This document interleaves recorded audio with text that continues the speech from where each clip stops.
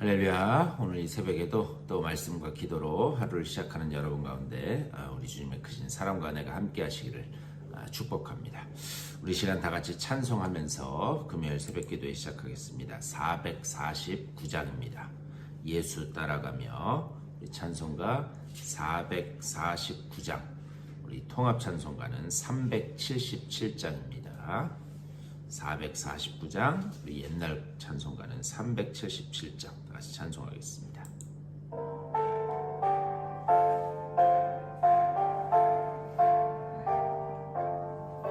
예수 따라가며 복음 순종하면 우리 행할 길 환하겠네. 주를 의지하며 순종하는 자를 주가 늘 함께 하시리라. 의지하고 순종하는 길은 예수 안에 즐겁고 복된 길이로다. 죄를 당하거나 우리 고생할 때 주가 위로해 주시겠네. 주를 의지하며 순종하는 자를 주가 안위해 주시리라. 의지하고 순종하는 길은 예수 안에 즐겁고 복된 길이로다. 그 다음에 짐을 지고 슬픔 위로하면 주가 상급을 주시겠네. 주를 의지하며 순종하는 자를 항상 복 내려 주시리라. 의지하고 순종하는 길은 예수 안에 즐겁고 복된 길이로다. 우리 받은 것을 주께 다 드리면 우리 기쁨이 넘치겠네. 주를 의지하며 순종하는 자를 은혜 풍성케 하시리라. 의지하고 순종하는 길은 예수 안에 즐겁고 복된 길이로다. 주를 힘입어서 말씀 잘 배우고 주를 모시고 살아가세. 주를 의지하며 항상 순종하면 주가 사랑해 주시리라. 의지하고 순종하는 길은 예수 안에 즐겁고 복된 길이로다. 아멘. 다 같이 기도하겠습니다. 주님의 은혜를 감사드립니다. 우리들에게 허락해 주신 귀한 한 날, 또 주님 안에서 주님을 찬양하며 시작하게 하시니 감사를 드립니다. 주님을 따라가며 주님을 의지하고 또 주님께 순종하면서 우리에게 베풀어 주신 그 놀라운 사랑과 은혜를 삶 가운데 온전히 누리는 주님의 복된 자녀들 다 되게 하여 주시옵소서. 오늘도 주님 말씀 가운데서 우리가 어떻게 주님을 따라가야 될지를 다시 한번 생각해 보게 하여 주시고, 또 그 말씀 가운데서 주님이 주시는 그 믿음으로 온전하게 붙들려져 말씀 붙잡고 승리하는 귀한 날 될 수 있도록 주님 복 내려 주시옵소서. 감사하고 우리 주 예수 그리스도의 이름으로 간절히 기도드리옵나이다. 아멘. 우리 오늘 야고보서 2장 말씀 우리 한 번 더 보겠습니다. 야고보서 우리 2장 뒷부분인데요. 우리 다 같이 2장 14절 말씀부터 보겠습니다. 2장 14절부터 우리 마지막 26절까지의 말씀. 우리 야고보서 2장 14절에서 마지막 26절까지 다 같이 한 목소리로 받들어 읽겠습니다. 시작. 내 형제들아, 만일 사람이 믿음이 있노라 하고 행함이 없으면 무슨 유익이 있으리요? 그 믿음이 능히 자기를 구원하겠느냐? 만일 형제나 자매가 헐벗고 일용할 양식이 없는데 너희 중에 누구든지 그에게 이르되 평안히 가라, 덥게 하라, 배부르게 하라 하며 그 몸에 쓸 것을 주지 아니하면 무슨 유익이 있으리요? 이와 같이 행함이 없는 믿음은 그 자체가 죽은 것이라. 어떤 사람은 말하기를 너는 믿음이 있고 나는 행함이 있으니 행함이 없는 네 믿음을 내게 보이라. 나는 행함으로 내 믿음을 네게 보이리라 하리라. 네가 하나님은 한 분이신 줄을 믿느냐? 잘하는도다. 귀신들도 믿고 떠느니라. 아, 허탄한 사람아, 행함이 없는 믿음이 헛것인 줄을 알고자 하느냐? 우리 조상 아브라함이 그 아들 이삭을 제단에 바칠 때에 행함으로 의롭다 하심을 받은 것이 아니냐? 네가 보거니와 믿음이 그의 행함과 함께 일하고 행함으로 믿음이 온전하게 되었느니라. 이에 성경에 이른바 아브라함이 하나님을 믿으니 이것을 의로 여기셨다는 말씀이 이루어졌고 그는 하나님의 벗이라 칭함을 받았나니 이로 보건대 사람이 행함으로 의롭다 하심을 받고 믿음으로만은 아니니라. 또 이와 같이 기생 라합이 사자들을 접대하여 다른 길로 나가게 할 때에 행함으로 의롭다 하심을 받은 것이 아니냐. 영혼 없는 몸이 죽은 것 같이 행함이 없는 믿음은 죽은 것이니라. 아멘. 오늘 이 말씀 가지고 또 우리 말씀 나누도록 하겠습니다. 오늘 우리가 읽은 말씀은 일반적으로 많은 사람들이 이것이 야고보서의 주제다라고 여기는 행함 없는 믿음은 죽은 것이다. 그 주제에 관해서 말씀하고 있습니다. 과연 행함 없는 믿음이 죽은 것이다 라는 그 말씀의 본래 의미가 뭔지 우리 그것을 좀 한번 말씀을 생각해 봤으면 좋겠습니다. 우선 오늘 14절에서 이렇게 말씀합니다. 내 형제들아, 만일 사람이 믿음이 있노라 하고 행함이 없으면 무슨 유익이 있으리요? 그 믿음이 능히 자기를 구원하겠느냐? 이렇게 말씀해요.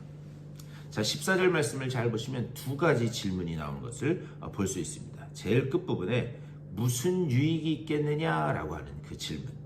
또 다른 질문은 그 믿음이 능히 자기를 구원하겠느냐? 이 질문을 지금 하고 있습니다. 그런데 우리가 이제 2장 이 뒷부분 말씀을 읽었는데요.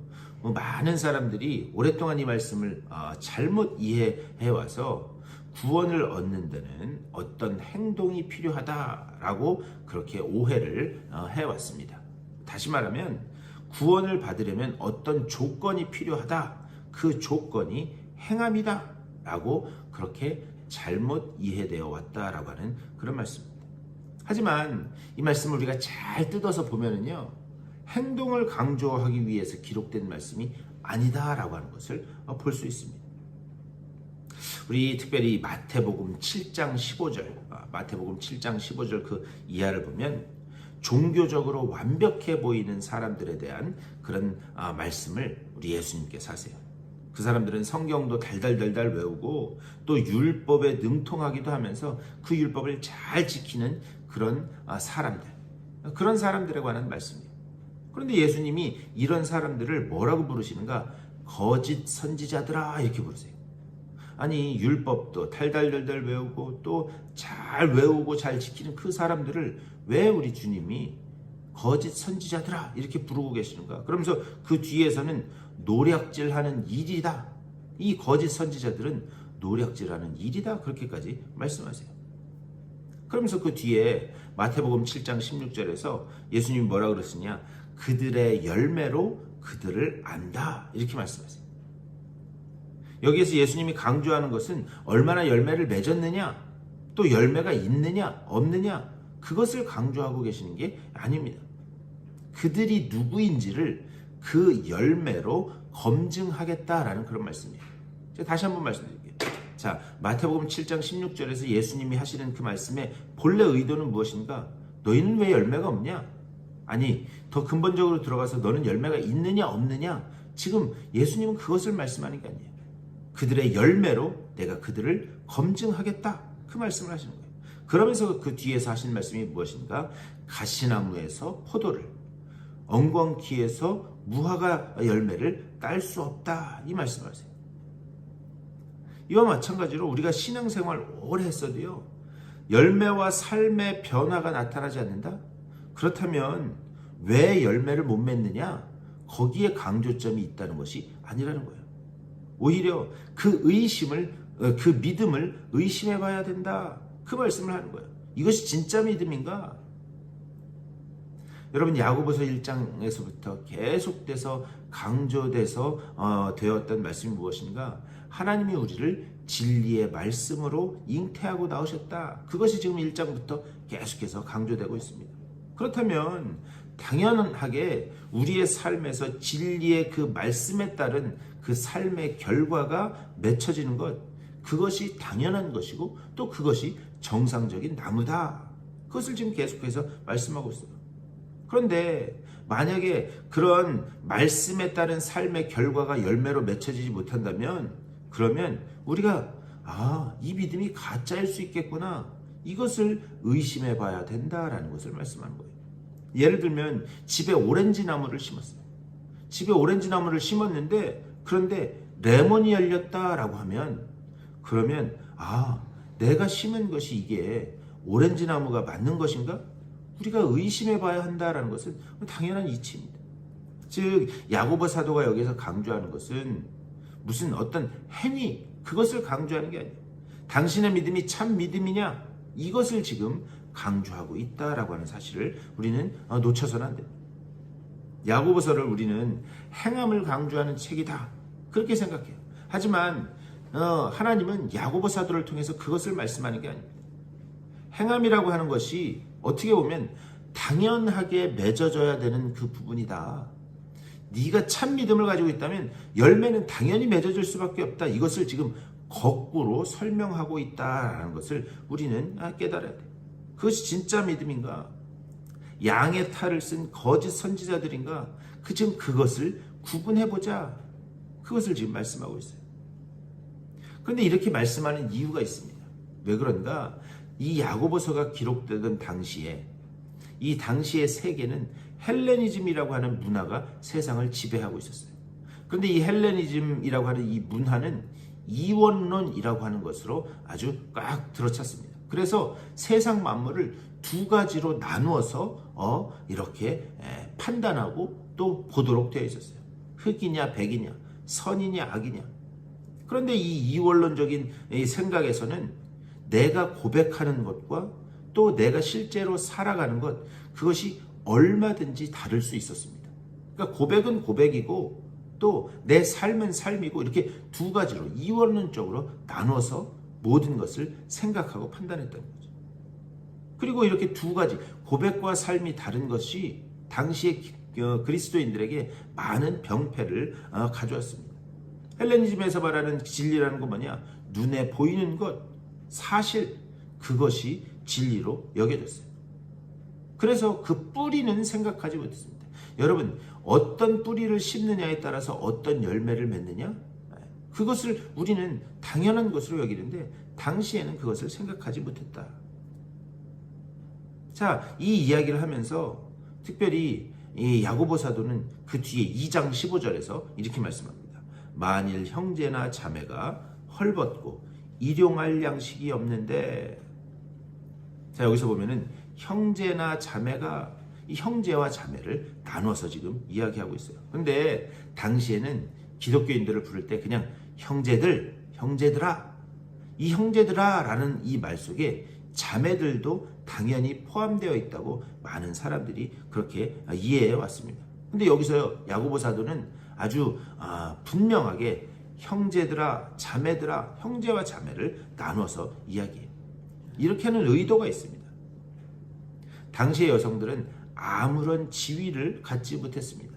만약에 남편이 죽게 되면 그 어디에도 의지할 데 없는 그런 사람들이었어요. 특별히 그 중에서 예수를 믿는 사람이 남편을 잃는다? 그것은 진짜 더 심각한 고통을 각오해야 되는 그런 일이었습니다. 그래서 그리스도인으로 살면서 과부가 된다라고 하는 것은, 그것은 그냥 단순히 오늘 하루 먹고 사는 문제가 아니라 그 삶의 생존의 문제가 걸려있는 일이었어요.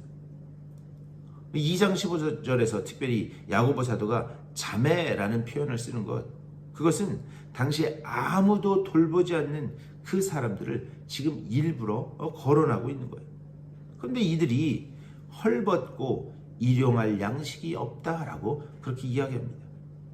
이 헐벗고 일용할 양식이 없다, 이 사람들은 단순히 그냥 오늘 먹을 것만 없다라는 그런 이야기가 아니라 생존의 문제가 걸려있는, 아예 아무것도 없는 그 사람들을 지금 가리키면서 말하고 있는 거예요. 근데 여기서 그들에게 일용할 양식이 없다. 여러분, 이 일용할 양식이라는 이 표현은 주기도문에서도 나오는 그런 표현이에요. 그런데 이 오늘의 양식, 일용할 양식, 이것은 원문을 이렇게 잘 해석해 보면 내일의 양식이라고도 그렇게 번역돼요. 이게 무슨 말이냐면, 히브리인들의 그 문법 가운데서는 과거와 현재와 미래, 이런 시제의 구분이 그렇게 뚜렷하게 나타나지 않는다라고 하는 그런 말씀이에요. 그러니까 히브리인들에게 있어서 오늘의 양식, 일용할 양식이라고 하는 말은 내일의 양식이라고도 그렇게 이해된다라고 하는 그런 말씀이에요. 문법적인 구분이 없기 때문입니다. 그런데 이들은 오늘 일용할 양식, 오늘의 일용할 양식뿐만이 아니라 내일의 양식도 없다는 거예요. 무슨 말인가? 정말 아무것도 없는 상태를 지금 이야기하는 거예요. 15절에서 말씀하는 헐벗고 일용할 양식이 없다, 이 말은 미래의 소망조차도 없는 그 사람들을 이야기하는 거예요. 그러니까 이것은 그냥 단순히 간단하게 받아들일 수 있는 그런 말씀이 아니다라고 하는 사실입니다. 그런데 그 뒤에 16절에서 뭐라고 이야기하는가? 너희 중에 누구든지 그에게 이르되 평안히 가라, 덥게 하라, 배부르게 하라 하며 그 몸에 쓸 것을 주지 아니하면 무슨 유익이 있으리요? 이 말씀도 야고보서가 기록되던 그 당시의 상황을 이해해야지만 이게 무슨 말씀인지 알 수 있어요. 자, 우선 여기서 평안히 가라, 평안히 가라. 우리가 이 평안히 가라 이 이야기를 들으면 그냥 인사하고 복을 빌어주라 라는 그런 이야기구나, 그렇게 이해합니다. 근데 이것은 그런 뜻이 아니에요. 당시에 평안히 가라 라고 하는 그 표현은 어떤 의미로 사용됐는가? 자, 우리는 여기까지입니다. 우리는 여기까지이니 이제 잘 가십시오 라고 하는 그런 말이었어요. 다시 말하면 아주 냉소적인 그런 표현이었습니다. 당신하고 나하고는 여기까지입니다. 그러니 잘 가십시오. 그러면서 그 뒤에서 뭐라고 이야기하는가? 덥게 하라, 배부르게 하라 하며 그 몸에 쓸 것을 주지 아니하면 무슨 유익이 있으리요? 여러분 한번 가만히 생각해 보십시오. 자, 당신과 나는 여기까지입니다. 그러니까 여기까지니까 그냥 가서 몸을 좀 덥게 하시고, 그리고 잘 드시고 배부르십시오. 여러분, 이 말을 잘 생각해 보면 지금 이 이야기를 하고 있는 이 사람은 그 이야기를 듣는 사람의 상황과 처지를 안다는 말일까요? 모른다는 말일까요? 지금 이 이야기를 하고 있는 사람은 이 이야기를 듣는 사람의 상황과 처지를 아는 거예요.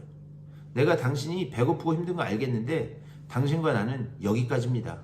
그러니 가서 잘 음식을 구해서 드시고, 그리고 따뜻하게, 몸 따뜻하게 그렇게 지내십시오. 그러니까 그 이야기를 듣는 사람의 상황을 알고 있는 거예요. 그 필요를 알면서도 어떻게 하는가? 당신과 나는 여기까지입니다. 그러면서 보낸다라고 하는 그런 이야기입니다. 마치 그 사람의 필요를 알면서도 그렇게 하지 않을 거면서도 오늘날 그런 표현 많이 하죠. 어떤 이야기를, 안타까운 이야기를 들으면 제가 기도할게요. 네. 그런데 여러분, 이 표현도 우리가 잘 생각해 봐야 되는 게 이게 종교의 껍데기로 포장하고 있는 것은 아닌가 잘 생각해 봐야 돼요. 우리가 신앙생활하면서 굉장히 조심해야 될 말 중에 하나입니다. 기도할게요. 여러분, 그렇게 말씀하셨으면 진짜 기도하셔야 됩니다. 기도하지도 않을 거면서 그냥 인사치레로 기도할게요. 그것은 기도 안 하거나 못할 것 같으면 아예 그런 말씀을 하시면 안 됩니다. 우리가 오늘 이 말씀에 비춰서 평안히 가라, 덥게 하라, 배부르게 하라, 이 말씀이 지금 제가 조금 전에 말씀드린 그 말씀과 연결되는 그런 말씀입니다. 과연 진리의 말씀으로 태어난 우리에게 당연히 맺어져야 될 그 믿음의 열매들이 맺어지고 있는가? 그것을 지금 오늘 말씀하고 있어요. 과연 내 믿음이 하나님 보시기에 참된 믿음인가? 종교라고 하는 그런 껍데기로 포장하고 있는 것은 아닌가? 그것을 하나님께서는 야고보 사도를 통해서 오늘 우리들에게 질문하고 계신다라고 하는 사실입니다. 오늘 말씀을 생각하면서 주님, 진리의 말씀으로 태어난 우리가 진리의 열매를 맺는 삶을 살게 하여 주시옵소서. 내 주변에 미래에 대한 그런 아무런 소망도 없이 살아가는 사람들은 없는가? 내가 잘 둘러보게 하여 주시고 또 그들에게 참 생명이고 소망이신 우리 주님을 온전히 전하는 그 일에 쓰임받는 내가 되게 하여 주시옵소서. 그 복음의 사역에 쓰임받는 내가 되게 하여 주시옵소서. 오늘도 이렇게 기도하시면서 주님께서 주시는 놀라운 은혜를 맛보시는 복된 한 날 되시기를 주님의 이름으로 간절히 축원합니다. 오늘 말씀을 생각하면서 우리 교회가 이 일에 온전히 쓰임받는 교회 되게 하여 주시옵소서. 또 우리 교회의 몸과 마음이 아파서 낙심 가운데 있는 분들 하나님 치료해달라고, 또 출타 중인 분들 위해서 여러분들의 개인적인 기도의 제목들 놓고 기도하시고 삶의 자리로 돌아가시도록 하겠습니다. 우리 다 같이 한 목소리로 기도하며 나아가겠습니다. 우리 주님의 크신 사랑과 은혜를 감사드립니다. 아버지, 오늘 이 아침에도 말씀으로 하루를 시작하게 하시니 감사를 드립니다. 주님, 간절히 간구하옵니다. 아버지여, 정말 내 삶 속에 당연히 맺어져야 될 아버지여 그런 말씀의 열매들이, 진리의 열매들이, 성령의 열매들이 맺어지고 있는가? 내 삶을 다시 한번 되돌아보게 하여 주시옵소서. 내가 진리의 말씀으로 잉태되고 태어났다면, 그렇게 태어난 새로운 존재가 되었다면 아버지여, 내 삶 속에 당연히 맺어져야 될 그런 아버지여 진리의 아버지여 말씀의 열매들이 맺어져야 됨에도 불구하고 아버지여 그 열매를 맺지 못하고 있다면 아버지여, 정말 내가 바른 길로 가고 있는가? 그것을 다시 한번 의심해 보면서 아버지 주님께서 우리에게 말씀하시는 그 말씀의 길로 나아가는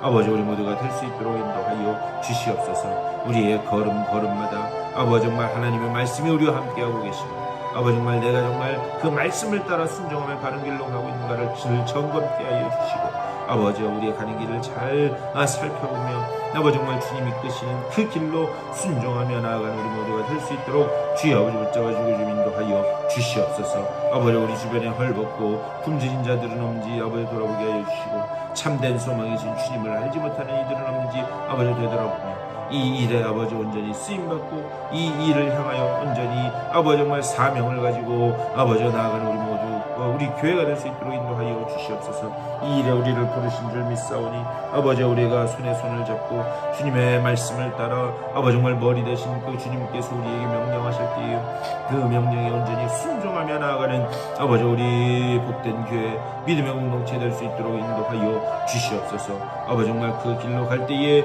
아버지 주님께서 우리에게 예비하신 그 생명의 면류관 있음을 기억하며 아버지 정말 그 생명의 면류관을 향하여 나아가는 아버지 주님의 복된 교회 될 수 있도록 인도하여 주시옵소서. 맡은 자들이 구할 것은 충성이라고 하셨사오니 그래서 충성하며 나아가는 복된 교회 되게 하여 주시되 특별히 몸과 마음의 질병으로 인하여 고통 가운데 있는 아버지 믿음의 식구들 있습니다.